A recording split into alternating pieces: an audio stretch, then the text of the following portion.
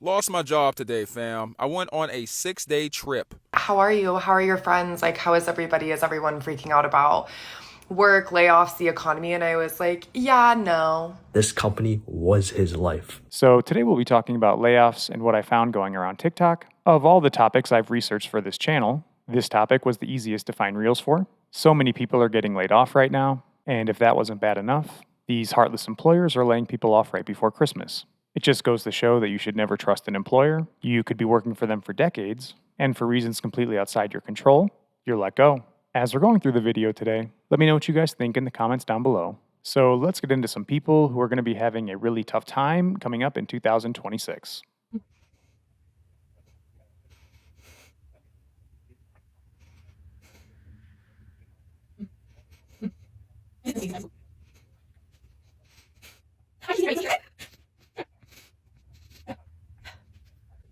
No questions. Layoffs at Christmas time are evil.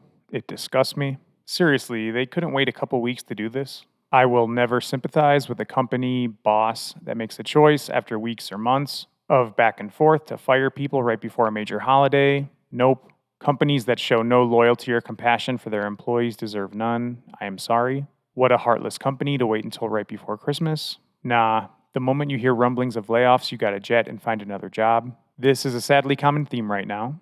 A lot of employers are laying people off right before Christmas. Imagine the stress that comes with losing your job right around the holidays. People already spend so much to try to make this a magical time for them and their children, and then they have to act happy when things are going horribly wrong. Lost my job today, fam. I went on a 6-day trip for a vacation that was pre-approved by my manager. I came back from vacation, opened up my laptop, had a weird review on my Outlook calendar, went into the meeting, got fired. So now I am unemployed around Christmas time with no income. I have a family. I paid rent for December already, thank God. And I paid my car note. So now I'm going to have to find a job. This is exactly why I always recommend having a 6-month emergency fund.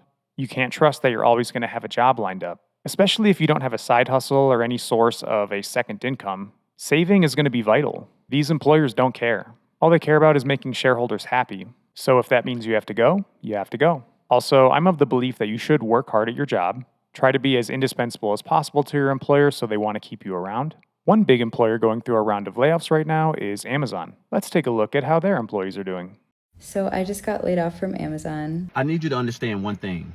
If Amazon can cut 14,000 jobs 62 days before Christmas, what makes you think that your job would not cut you? I don't know who, but someone might be interested to know that how many hours? 52, 53 hours since receiving a generic layoff email from Amazon. I still have 0. Now, I personally would never want to work at Amazon. I've heard horror stories of how they treat people. I've heard that working conditions are so bad that they don't let you use the bathroom regularly, so people have to end up wearing diapers to work. I've also heard that they routinely fire everyone who works there, so it's a large revolving door. Granted, this experience is usually for entry-level workers. I'm sure the white-collar experience at Amazon is much more stable. Now, Amazon does seem to offer them a lot of perks. They get free college tuition, access to daycare, parental leave, and health insurance. I've also read online that some people are saying their shifts can be very flexible. However, what good are all these benefits if you have zero job security? I got laid off from Amazon 2 weeks ago today. The biggest issue I see with Amazon is that your work quality is never going to be enough. It's almost like working at a factory where you're working right on an assembly line. I'm sure everything is being tracked there in terms of your work output. The workload is so stressful that people are reporting they're having panic attacks. It seems like they offer you a very difficult workload to manage. Then, once you can't handle it, you're put on a PIP. If you don't know, a PIP is a performance improvement plan, and it's basically a soft warning that you're going to get fired. In my opinion, if you're ever given a PIP, I would immediately start looking for a new job. It's rare for someone to come back from a PIP. Besides, even if you do survive the performance improvement plan, you're going to be the first one to go whenever there is another layoff. Especially since the money isn't even that great at Amazon. I'm sure you could find a job that pays just as much that isn't going to put you in the hospital for stress. When I was looking for reels, I noticed some people had different opinions on why they think all these mass layoffs are happening right now. You're being conned right now. These mass layoffs that everyone is saying is because of AI, they're not.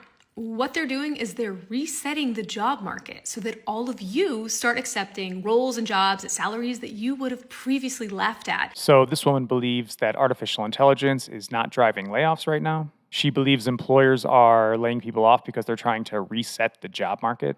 They're hoping that you'll accept a role that pays less so that you can survive. She says they're doing this to cut costs and increase executive pay. Now, there could be some truth to this. Do I think that all big corporations had a secret meeting and planned this? No. They're probably just thinking about money and nothing else. Nearly 300 healthcare workers are about to lose their jobs, and it has absolutely nothing to do with performance. Oakland-based Alameda Health System is laying off 296 employees because of federal funding cuts tied to H.R. 1, which is also called the One Big Beautiful Bill. Now, this channel isn't about politics, but politics can definitely mess with the economy. I personally am not a fan of the Big Beautiful Bill. I think there are a lot of parts in there that are going to do more harm than good. One thing I was unprepared for in the professional world was how they do layoffs. There was this one guy who had worked at the company for 8 years. He had moved closer to the office to cut down his commute.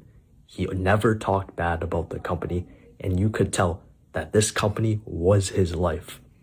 One day, he gets a call from his boss who he had worked with for 8 years, and he joins a Zoom. Immediately, HR joins the call, and he knows what's going down. After that call, laid off, he goes back to his desk, picks up all his stuff, doesn't even say anything to anyone, doesn't say bye. I don't blame him though, he's probably in so much shock. Then you get a guy who was a model employee for 8 years. He literally moved closer to his job so that he could get to work on time. He never talked back, kept his head down, and just did as he was told. Did the company care? No, not at all. He was told to pack his stuff as if he was as important as a brand new intern, and just walked right out. At that point, it seems like his job was his identity. When you lose a job in a situation like this, it can be traumatic. Not only do you lose money, but you lose a piece of who you are. This is why I personally think everyone should have multiple streams of income. That can be in a variety of different forms. This could be a second job, gig work, maybe freelancing. You could also start a business and do it during your off time. Entrepreneurship isn't for everyone, but if you're interested in it, I recommend giving it a shot. Let's take a look at how more people are feeling about the job market. I got laid off from my corporate job yesterday. And I think that this is the reality for a lot of Americans right now, and it needs to be shared because America is not doing well right now. We have a 94% prediction rate that the recession is going to come. I was on the phone with my dad yesterday and he was like, how are you? How are your friends? Like, how is everybody? Is everyone freaking out about work, layoffs, the economy? And I was like, yeah, no. And he was like, well, yeah, I mean, it just, like, as long as you guys know. And I'm like, oh, yeah, no, like, my generation is fully aware. Being aware the economy sucks is a good thing to know, but it really doesn't do much to help her, or anyone. The woman goes on to say the company has completed its 8th round of layoffs in 2 years. So she and everyone else there knows that things are not good. She goes on to say that her generation is beyond being scared of the economy because it's been so bad for so long. She has friends all the way from big tech to teaching that are experiencing layoffs right now. So it's not even one sector of the economy. At our age, our parents were saving for houses and retirement. We're all saving for the next layoff. Unfortunately, I think we have to start running for office in huge numbers. We have never known stability. I'm 100 supporting my 24-year-old daughter through this. Whatever she needs, grade school and grades, 4 interviews in a year, can't get a job. She decided to go to law school. I have no problem with her spending the next 3 years insulated from the insanity we are living and can pay for it so she isn't drowning in student loans. Yeah, the debt to go to law school is so insane, it doesn't even make sense for a lot of people to go. Hey y'all. So while I make bagels and cream cheese for dinner for me and my kiddo, I just want to remind everyone of something very specific. We have reached 1.1 million layoffs in 2025. That is pandemic level layoffs without pandemic level social supports. Our long-term unemployment rate is hovering at around 26%. So that is 26% of unemployed people are getting 0 supports. She goes on to say that if you do know someone who is struggling with a layoff, try to take care of them. And I agree. You never know where people's mental health is. When I used to live in Austin, Texas, I had a really nice neighbor who was a barber. On Christmas morning, I was woken up to the police busting down his door, and it's because he self-deleted. If you're looking for a job right now, stop. There's no jobs. There's no jobs. There's no jobs for you. There's no jobs for me. There's no jobs for grandma, grandpa, your brother who just graduated from college, your dad who just got laid off because he's 50 years old and his role was told that he was a redundancy. I hate when people tell me, you need to get a job. I'm trying to get a job.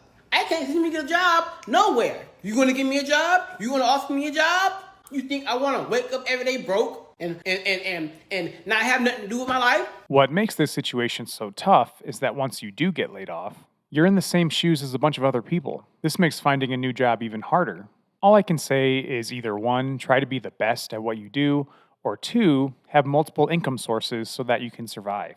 So take a look at this graph right here. What it's showing is that all the way from 1994 to 2017, the only people with more than one job has been about 5%. That includes times when the economy was worse and when it was better. My point here is that a lot of people aren't even giving it their best shot. Almost the entire United States is living off one job and paying the consequences. I understand a lot of you want work-life balance, but that's a luxury you simply can't afford. Do you want to survive out here in this economy? Or do you want to end up like these people we see on my channel begging for money? Now, if you're one of those people out there with a good job, lots of savings, and job security, then this message isn't for you. If you're out there barely making ends meet, try to find a way to get a second income stream. Wake up, scroll on TikTok, get coffee, checking emails to see we regret to inform you, locking in and applying to more jobs. Now, as much as I enjoy coffee and TikTok, I don't think I'd particularly enjoy her schedule. Being unemployed without money coming in always sucks. I'm about to say something that feels a little bit wrong to admit. I've been unemployed for so long that I'm really not excited to go back to another corporate position at this point. And the thing is, people keep rooting for me like, oh, you're gonna find such a badass corporate job. But people don't realize that's not even what I want anymore. After sitting with myself after so many rejections, I'm like, why am I even chasing this in the first place? It almost makes me uncomfortable when people project that version of success onto me. I'm not unmotivated and I'm not giving up. I just don't feel right running back to something that drained me. Getting a job at this point feels like signing up for trauma. I mean, a lot of the time, work is a painful experience. I stopped applying. I don't care anymore. Yes, I'm 37. Yes, I live with my parents. Oh well. No one likes going to work. So one angle I wasn't expecting to see is that there may be a race component to these layoffs. Why aren't more people talking about how 300,000 black women were laid off from their corporate jobs recently? I didn't even know this was a thing until I posted a video that I got laid off, and then a bunch of the comments were like, yeah, it's a war on black women right now. There's so many getting laid off. And I still didn't believe it, so I checked, and there's literally a whole Forbes article on this. Like, this is so scary and concerning. Wow, that is a truly awful thing going on. So not only are the layoffs partly based on trying to cut people's salaries, but executives are also trying to get rid of minorities. Great. Everybody needs to start suing. I have EEOC lawsuits on 2 companies right now. That's honestly not a bad idea. If you think you have been discriminated against by an employer, take a look at the Equal Employment Opportunity Commission. They help people determine if they've been discriminated against when being fired or laid off. And sometimes, if the cases are bad enough, they take it on themselves for free. Can someone explain to me how I have 4 degrees and still can't get a job? BA in communication, BA in Spanish, BFA in dance. Get ready for this one. Master's degree in freaking journalism. Mind you, I've gotten laid off not once, not twice, but 3 times in the span of 2 years. So if you're feeling behind, just know you're not alone. You majored in hobbies, communication, dance, Spanish, and journalism. You were qualified to report about the latest episode of Dancing with the Stars on Telemundo, not much else. Got degrees in high school electives. I mean, they're not wrong. It's because you majored in side quests. The Spanish-speaking dance market has been particularly tough lately. All right, that concludes today's video. Let me know what you all think in the comments down below. YouTube wants you to check out the video you're seeing on screen. Also, if you like the video, it would mean a lot to me if you could hit the like button for the YouTube algorithm. And if nothing else, I will see you in the next one.